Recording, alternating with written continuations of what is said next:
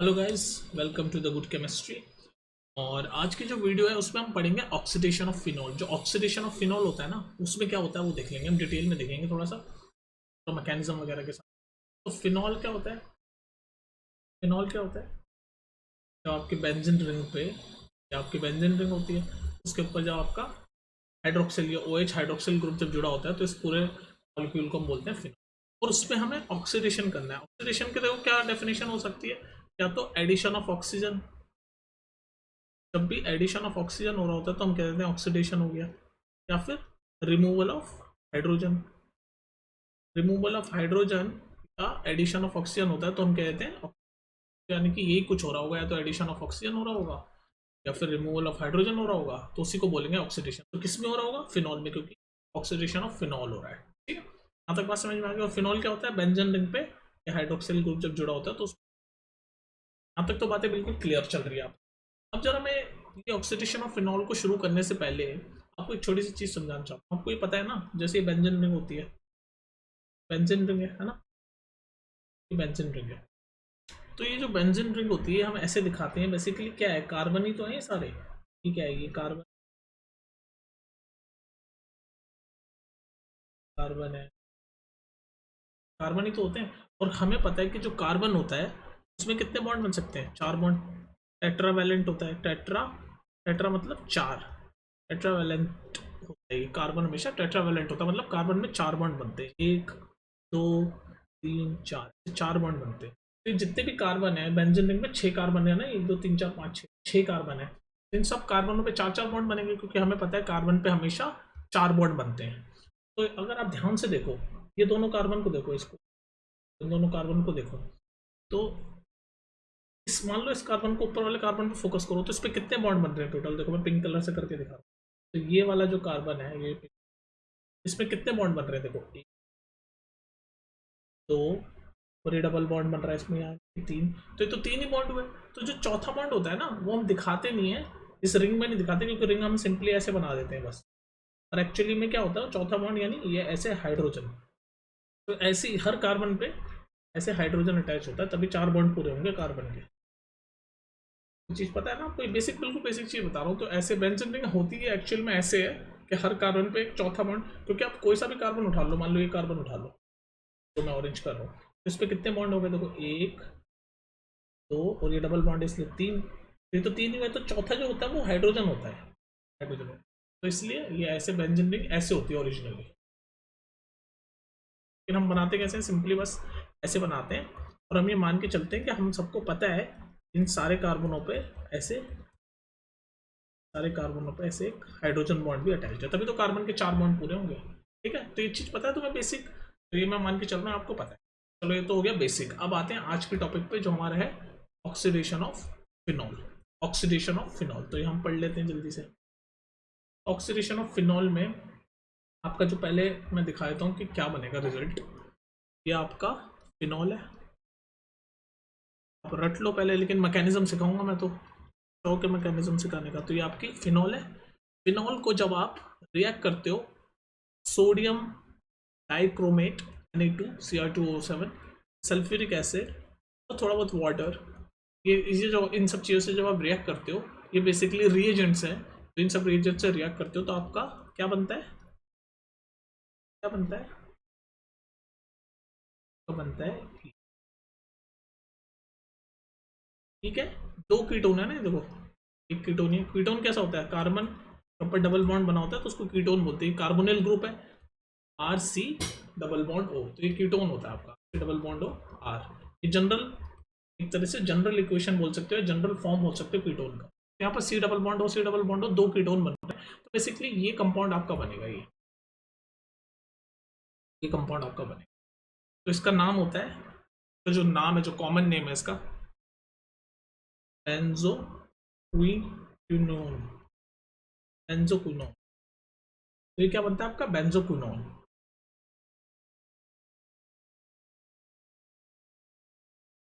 Benzoquinone बन जाएगा, benzoquinone. अब देखो जी, इसका मैकेनिज्म हम देखेंगे, मैकेनिज्म डिटेल में। अगर मैकेनिज्म नहीं देखेंगे मजा ही नहीं आएगा हमें। अब हम मैकेनिज्म इसका देखेंगे, बेंजोक्विनोन आपका बनता कैसे है, ये कैसे आपका हाइड्रोक्सिल ग्रुप टूट के कैसे 2 कीटोन बन गए, ये सारी चीजें हम डिटेल में देखने की कोशिश करेंगे कि बेंजोक्विनोन आपका बना कैसे, ठीक है। बाकी आप रिजल्ट इसको डायरेक्ट ऐसे याद कर सकते हो कि भाई फिनॉल है, फिनॉल को ये कुछ रिएजेंट्स के साथ हमने रिएक्ट करवाया, ये जो रिएजेंट्स हैं सारे जो रिएजेंट्स के साथ हमने रिएक्ट करवाया और आपका बेंजोक्विनोन बना, तो सिर्फ रखने वाली बात हो गई। अब हम देखेंगे मैकेनिज्म, प्रॉपर मैकेनिज्म, ठीक है। मैकेनिज्म देखो जी, मैकेनिज्म ऐसे है, ये आपका फिनॉल, ये फिनॉल, और मैं हम किससे रिएक्ट करवा रहे थे, ये रिएजेंट है सोडियम डाइक्रोमेट, सल्फ्यूरिक एसिड और वाटर, इन सब से हम रिएक्ट करवा रहे हैं। तो बेसिकली ये जो रिएजेंट होते हैं ना, ये सारे reagent sodium dichromate, sulphuric acid H2, ये सब मिलके पता है क्या बनाते हैं, ये बनाते हैं chromic acid, chromic acid CrO3,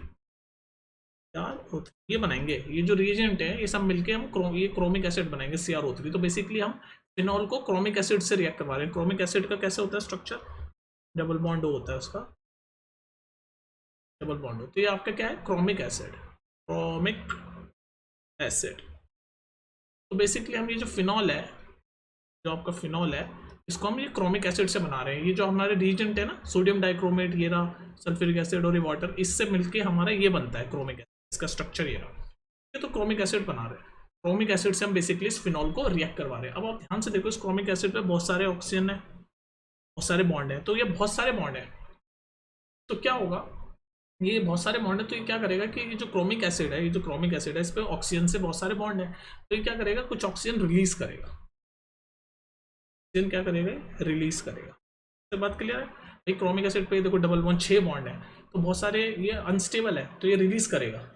तो ये जो क्रोमिक एसिड जो बना है ये रिएजेंट के मिक्सचर से, तो ये क्रोमिक एसिड इस फिनॉल से रिएक्ट करेगा। और हमने देखा कि भाई क्रोमियम ये जो है, इसके पास बहुत सारे ऑक्सीजन बॉन्ड है, तो ये ऑक्सीजन बॉन्ड ऑक्सीजन रिलीज बनेगा। तो ये जो ऑक्सीजन रिलीज करेगा नेसेंट फॉर्म में रिलीज करेगा, नेसेंट, नेसेंट मतलब सिंगल, एक अकेला ऑक्सीजन आइटम।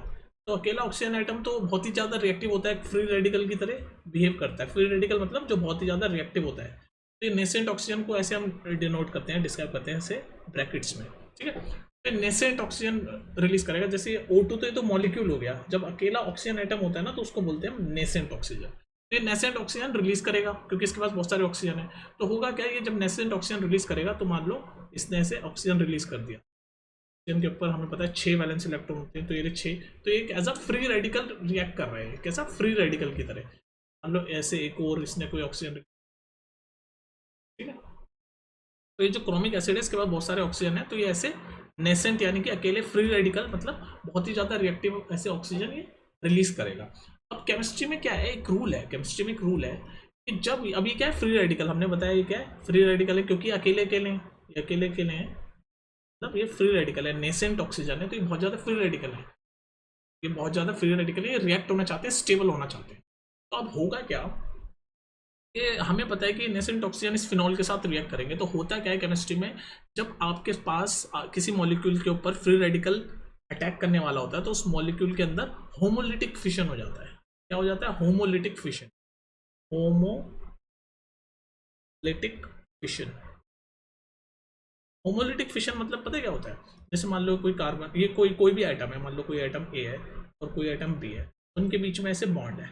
तो मैंने आपको बताया था एक बॉन्ड बनने में 2 इलेक्ट्रॉन लगते हैं, तो वो जो 2 इलेक्ट्रॉन वो से ऐसे होते हैं, मान लो एक ये इलेक्ट्रॉन ए का है और एक ये इलेक्ट्रॉन बी का है। तो होमोलिटिक फिशन ये कहता है कि वो अपने अपने इलेक्ट्रॉन ले लेंगे, जैसे ये अपना ले लेगा, ए ब्रेक हो जाएगा, बेसिकली बॉन्ड ब्रेक हो जाएगा और अपने अपने इलेक्ट्रॉन ले लेंगे। होमोलिटिक मतलब बराबर बराबर ये बढ़ जाएगा, ए अपना इलेक्ट्रॉन ले लेगा, बी अपना इलेक्ट्रॉन ले लेगा। इसलिए मैं ऐसे सिंगल ऐसे पूरा एरो नहीं दिखा रहा, क्योंकि एक एक इलेक्ट्रॉन ले रहे हैं अपना, तो ये भी अपना इलेक्ट्रॉन ले लेगा, तो फिर ये बॉन्ड टूट जाएगा, फिर ये फ्री रेडिकल बन जाएंगे। ऐसे ए के पास अपना ये एक इलेक्ट्रॉन आ गया, तो अब ये फ्री रेडिकल हो गया, फिर बी के पास अपना इलेक्ट्रॉन आ गया और ये फ्री रेडिकल हो गया। तो ऐसे 2 फ्री रेडिकल बन जाएंगे, ए और बी। फ्री रेडिकल मतलब अभी इनके पास एक सिंगल अनपेयर्ड इलेक्ट्रॉन है, तो ये बहुत ज़्यादा रिएक्टिव हो जाएंगे। तो ऐसे ये होमोलिटिक फिजन इसी को बोलते हैं, इसका एक और नाम होता है होमोलिटिक क्लीवेज।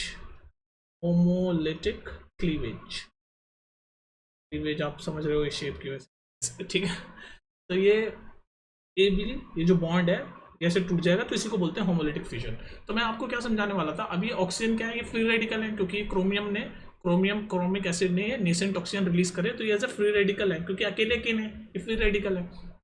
फ्री रेडिकल मतलब बहुत रिएक्टिव। अब केमिस्ट्री में क्या होता है कि अगर फ्री रेडिकल किसी मॉलिक्यूल को अटैक करता है तो उसके अंदर, उस मॉलिक्यूल के अंदर होमोलिटिक फिजन हो जाता है।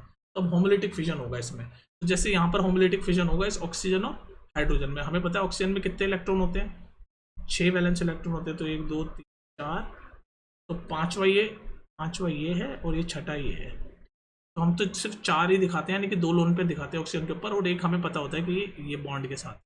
सिमिलरली हाइड्रोजन के पास 1 इलेक्ट्रॉन होता है, ये रहा।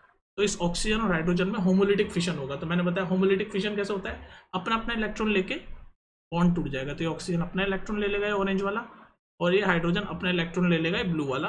तो ये बॉन्ड जो है ये टूट जाएगा ऑक्सीजन और हाइड्रोजन का। तो इस स्टेप के बाद क्या होगा, तो पहले देखो यहाँ पर भी होमोलिटिक फिजन होगा, यहाँ पर भी आपका होमोलिटिक फिजन होगा। क्यों हो रहा है होमोलिटिक फिजन, क्योंकि ये ऑक्सीजन जो है, जो एक फ्री रेडिकल है, वो इस पे फिनॉल पे रिएक्ट होने वाला है। और जब भी किसी मॉलिक्यूल पे फ्री रेडिकल का अटैक होने वाला होता है तो उसके अंदर होमोलिटिक फिजन हो जाता है। तो इन ऑक्सीजन और हाइड्रोजन में होमोलिटिक फिजन हो जाएगा। और यहाँ पर कार्बन, हमें पता है कि सब कार्बन है, और यहाँ पर हाइड्रोजन होता है। बताया था ना आपको, हर कार्बन के साथ ऐसा हाइड्रोजन अटैच्ड है। यहाँ पर वो इसीलिए एक्सप्लेन किया था मैंने आपको, ताकि आप समझो। मैंने यहाँ पर ये बेंजीन रिंग में ये जो कार्बन होते हैं एक्चुअली में इनके साथ, सबके साथ एक एक हाइड्रोजन अटैच होता है। मैं यही एक्सप्लेन कर रहा था कि एक तो होमोलिटिक फिशन ऑक्सीजन और हाइड्रोजन में हो गया, और एक ये जो कार्बन और हाइड्रोजन का बॉन्ड है इसमें भी हो जाएगा। इसमें भी ये हाइड्रोजन का मान लो ये ब्लू इलेक्ट्रॉन इसका है, और ये कार्बन का मान लो येलो इलेक्ट्रॉन इसका है। तो इनमें भी होमोलिटिक फिशन हो जाएगा। कार्बन अपना इलेक्ट्रॉन ले लेगा, हाइड्रोजन अपना ले लेगा, और दोनों फ्री रेडिकल बन जाएंगे। इस स्टेप के बाद क्या होगा, ये आपकी रिंग, ये आपका ऑक्सीजन। अब इस ऑक्सीजन के पास ये एक एक्स्ट्रा ये वाला इलेक्ट्रॉन आ गया, ये बॉन्ड टूट गया ना, तो मैं इसको फ्री रेडिकल को बस ऐसे एक इलेक्ट्रॉन से दिखा रहा हूँ, ठीक है। अभी बार सारे इलेक्ट्रॉन नहीं बना रहा, बस ये एक इलेक्ट्रॉन दिखा रहा हूँ, तो आप समझ जाना कि फ्री रेडिकल है ये। और ये हाइड्रोजन, ये भी फ्री रेडिकल बन गया। फ्री रेडिकल अपना इलेक्ट्रॉन ये ब्लू वाला लेके ये फ्री रेडिकल बन गया। इसको मैं ऑरेंज से ही दिखा देता हूँ, और ये ऑरेंज वाला लेके फ्री रेडिकल बन गया। तो ये फ्री रेडिकल बन गया। ऐसे नीचे ये कार्बन और हाइड्रोजन का भी होमोलिटिक फिजन हुआ है, मतलब इनका भी ब्रेक हुआ है बॉन्ड कार्बन और हाइड्रोजन का। तो यहाँ पर ये कार्बन अपना ये एक इलेक्ट्रॉन येलो वाला लेके ये भी फ्री रेडिकल बन गया, और यहाँ पर भी हाइड्रोजन का ब्लू वाला इलेक्ट्रॉन लेके वो भी फ्री रेडिकल बन गया, फ्री रेडिकल बन गया। और बाकी ये जो बॉन्ड हमारे चल रहे थे, तो यहाँ तक हमारी सिचुएशन पहुँच गई। अब ध्यान से देखो, ये सब अनस्टेबल हो गए क्योंकि ये फ्री रेडिकल है। फ्री रेडिकल क्या होते हैं, बहुत ज़्यादा रिएक्टिव होते हैं। रिएक्टिव इसलिए होते हैं क्योंकि वो कहीं से कहीं ना कहीं स्टेबल होना चाहते हैं। तो ये सब बहुत अनस्टेबल है, इसलिए बहुत ज़्यादा रिएक्टिव है सारी चीज़ें। अब होगा क्या, हर चीज़ जो भी अनस्टेबल होती है वो स्टेबल होना चाहती है। तो ये ऑक्सीजन के पास फ्री रेडिकल है, तो बहुत ज़्यादा अनस्टेबल हो गया। अब क्या होगा, इसको स्टेबल होना है। तो स्टेबल होने के लिए ये जो बॉन्ड है ना, ये जो पाई बॉन्ड है डबल बॉन्ड वाला, इसमें भी होमोलिटिक फिशन होगा। क्या होगा, हमें पता है बॉन्ड, मैंने आपको बताया ना, यहाँ पर किसी भी बॉन्ड में 2 इलेक्ट्रॉन होते हैं। तो ऐसे ये पाई बॉन्ड में भी 2 इलेक्ट्रॉन होंगे। मान लो ये 2 इलेक्ट्रॉन, इसमें भी होमोलिटिक फिशन होगा, ये टूटेगा बॉन्ड, और ये इलेक्ट्रॉन एक यहाँ चला जाएगा। डबल एरो नहीं दिखाना चाहिए, एक ही एरो दिखाना चाहिए, एक जा रहा है, यहाँ चल जाएगा ऊपर, इसके ऊपर। ध्यान से देखो, ये और एक, ठीक है।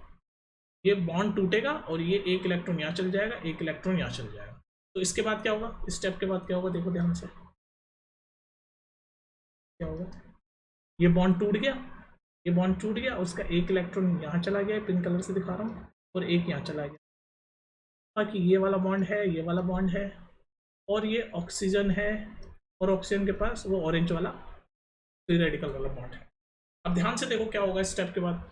अब ये ऑरेंज वाला ऑक्सीजन का फ्री रेडिकल और ये जो बॉन्ड टूटा उसका पिंक वाला, ये दोनों मिलके एक ऐसे बॉन्ड बनाएंगे। तो O के साथ डबल बॉन्ड हो गया, जो कार्बन है इसका डबल बॉन्ड हो गया, ये बॉन्ड बन गया ना। तो O और कार्बन का डबल बॉन्ड बन गया। आप देख रहे हो, आप अपने रिजल्ट के आसपास जा रहे हो। तो ये डबल बॉन्ड O बन गया। हमारे पास अभी भी ये 2 फ्री रेडिकल हैं, और ये ऑक्सीजन ने अभी तक अटैक नहीं किया है, ध्यान से देखना। अब क्या होगा नेक्स्ट, अब ये वाला जो, और यहाँ पर ध्यान रखना, यहाँ पर हमारा येलो फ्री रेडिकल तो नीचे है ही, ये कार्बन हमारे येलो इलेक्ट्रॉन वाला फ्री रेडिकल तो है। अब क्या होगा, ये तो बॉन्ड बन गया। अब ये वाला जो पिंक इलेक्ट्रॉन है इसका भी कुछ ना कुछ होगा। अब क्या होगा, यहाँ पर ये हमारा कार्बन, ये भी फ्री रेडिकल है, तो इसको भी स्टेबल होना है। तो ये कैसे स्टेबल होगा, ये जो हमारा बॉन्ड है इसमें भी होमोलिटिक फिजन होगा, इसमें भी होमोलिटिक फिजन होगा। मान लो इसमें भी ये 2 इलेक्ट्रॉन है, ये दोनों पिंक इलेक्ट्रॉन मिलके बॉन्ड बना रहे हैं, तो इसमें होमोलिटिक फिजन होगा। तो ये वाला जो आपका पिंक इलेक्ट्रॉन है ये यहाँ चल जाएगा और ये वाला पिंक इलेक्ट्रॉन के पास चल जाएगा और ये बॉन्ड टूट जाएगा। इस स्टेप के बाद क्या होगा, ध्यान से देखो, इस स्टेप के बाद क्या होगा, ये आपका यहाँ पर तो डबल बॉन्ड आ गया ऑक्सीजन के साथ और अब ये स्टेबल हो गया, ये डबल बॉन्ड आ गया ना, ये तो स्टेबल हो गया क्योंकि ये फ्री रेडिकल था, इसको पिंक इलेक्ट्रॉन के साथ बॉन्ड बन गया और ये स्टेबल हो गया। यहाँ पर ये बॉन्ड है ही और ये वाला बॉन्ड टूट चुका है, ये येलो था, एक इलेक्ट्रॉन ये पिंक वाला यहाँ चला गया, कलर कोडिंग से समझाने की कोशिश कर रहा हूँ मैं आपको, है ना। एक इलेक्ट्रॉन यहाँ पर ये पिंक वाला यहाँ चला गया और दूसरा इलेक्ट्रॉन वहाँ चला गया यहाँ पर इस वाले पे, और ये वाला पिंक इलेक्ट्रॉन यहाँ पहले ही था। तो अब इस सिचुएशन के बाद क्या होगा, ये वाला पिंक इलेक्ट्रॉन और ये वाला पिंक इलेक्ट्रॉन मिलके क्या बनाएंगे, बॉन्ड बनाएंगे, ये वाला मिलके दोनों क्या बनाएंगे, बॉन्ड बनाएंगे। तो ये दोनों यहाँ पर ऐसे बाहर मैं दिखा रहा हूँ लेकिन यहाँ ऑब्वियसली यहाँ अंदर ही बनेगा बॉन्ड, ठीक है। तो ये दोनों मिलके पिंक इलेक्ट्रॉन बॉन्ड बनाएंगे। तो इस सिचुएशन के बाद क्या होगा, सिचुएशन के बाद क्या होगा, यहाँ बना रहा हूँ, के बाद ये डबल बॉन्ड और ये दोनों पिंक इलेक्ट्रॉन से मैं आकर के दिखाया, ये बॉन्ड बन गया आपका और ये ऊपर ऑक्सीजन के साथ डबल बॉन्ड तो था ही। और यहाँ पर अब नीचे एक येलो इलेक्ट्रॉन फ्री रेडिकल और एक पिंक वाला फ्री रेडिकल है ही, पिंक वाला फ्री रेडिकल।